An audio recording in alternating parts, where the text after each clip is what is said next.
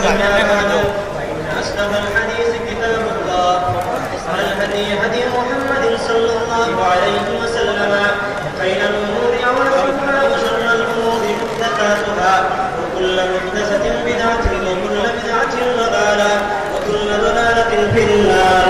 وبالسند المتصل منا إلى الشيخ الإمام الهمام الحافظ الحجة أمير المؤمنين في الحديث أبي عبد الله محمد بن إسماعيل بن إبراهيم بن المغيرة بن الجزبة الجوفي اليماني البخاري رحمه الله تعالى.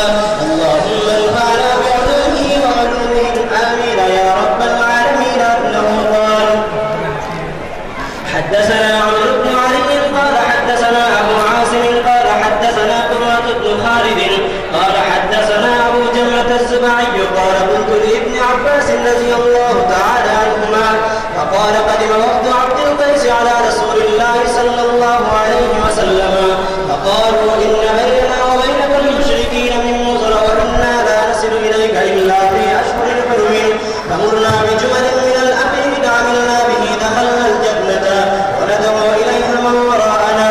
قال: آمركم بأربع وأنهاكم عن أربع. آمركم بالإيمان بالله وهل تدرون ما الإيمان بالله؟ شهادة أن لا إله إلا الله وإقام الصلاة وإيتاء الزكاة وتؤتوا من المغنم الخمسا. وأنهاكم عن أربع: لا تشربوا في التفاح والنقيل والزروف المزفة والحنتمة. بسم الله الرحمن الرحيم. وبه قال حدثنا قتيبة بن سعيد قال حدثنا الليث عن نافع عن القاسم بن محمد عن عائشة رضي الله تعالى عنها أن رسول الله صلى الله عليه وسلم قال: إن أصحاب هذه الصبح يعذبون يوم القيامة ويقال لهم: أحيوا ما خلقتم. بسم الله الرحمن الرحيم. وبه قال حدثنا أبو النعمان قال حدثنا حماد بن زيد. الرحمن الرحيم. باب قراءة الفاجر والمنافق وأصواتهم وتلاوتهم لا يجاوز حناجرهم. وبه قال حدثنا مغفر بن خالد قال حدثنا همام قال حدثنا قتادة قال حدثنا أنس بن مالك عن أبي موسى رضي الله عنهما عن النبي صلى الله عليه وسلم قال: مثل المؤمن الذي يقرأ القرآن كالمتوجد طعمه طيب وريحها طيب والذي لا يقرأ القرآن كالثمرة طعمها طيب ولا ريح لها. ومثل الفاجر الذي يقرأ القرآن كمثل الريحانة ريحها طيب وطعمها مر.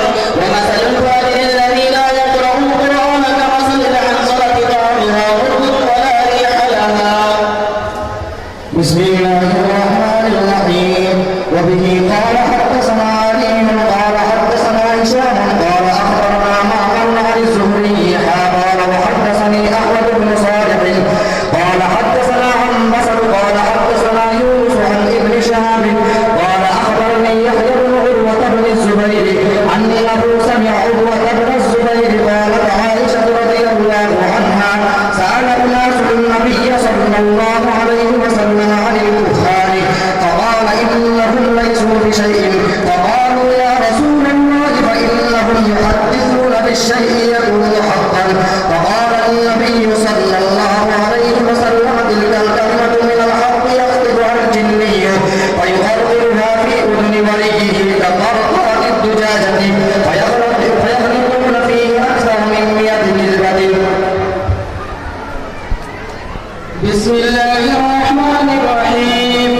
وبه قال حدثنا عبد النعمان قال حدثنا محمد بن ميمون قال سمعت محمد بن سيرين يحدث عن معبد بن سيرين عن أبي سعيد الخدري رضي الله تعالى عنه عن النبي صلى الله عليه وسلم قال: يخرج ناس من قبل المشرق ويقرؤون القرآن لا يساوي تراقيهم يبرقون من الدين كما يبرق السهم من الرمية ثم لا يعودون فيه حتى يعود السهم إلى فرقه.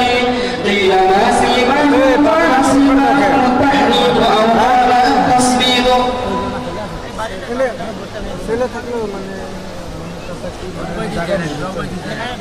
قال